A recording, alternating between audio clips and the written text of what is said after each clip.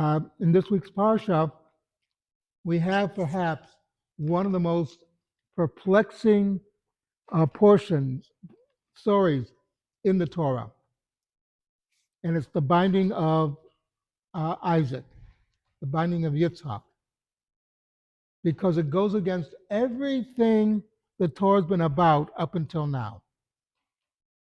First of all, child sacrifice, Torah's against that. When Hashem tells Abraham he's going to destroy Sodom, Abraham argues with him for strangers. And then Hashem says, take your son, and I want you to sacrifice him. Abraham has no argument. He just gets up and does it, or gets ready to do it. So, what's going on here? Why is Hashem doing this? There are those who say this just shows that the God of the Bible is cruel. The truth is, there's a much deeper thing going on. First of all, that Abraham has to show his trust in God. And Yitzhak, Isaac, has to show his trust in his father. Abraham is training Yitzhak to be the next generation, to come in and be the next leader of the Jewish people. But he also is going to give him all these mitzvot, how to behave. And it's flying against society at the time.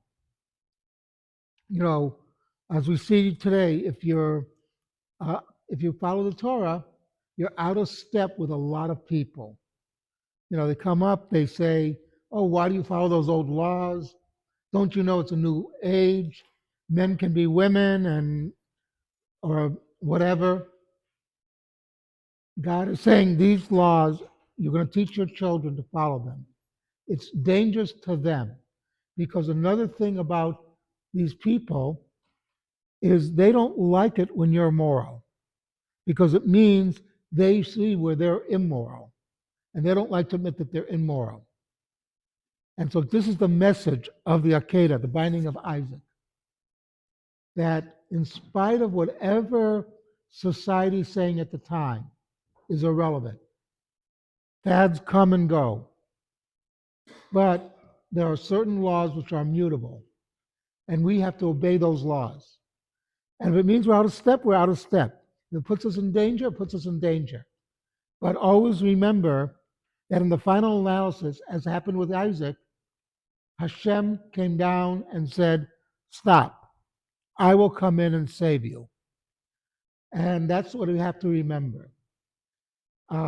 So we always have to remember that and be true to our ways and not veer from being Torah true Jews, or Jews who are observant and follow the laws. Something to think about? Okay.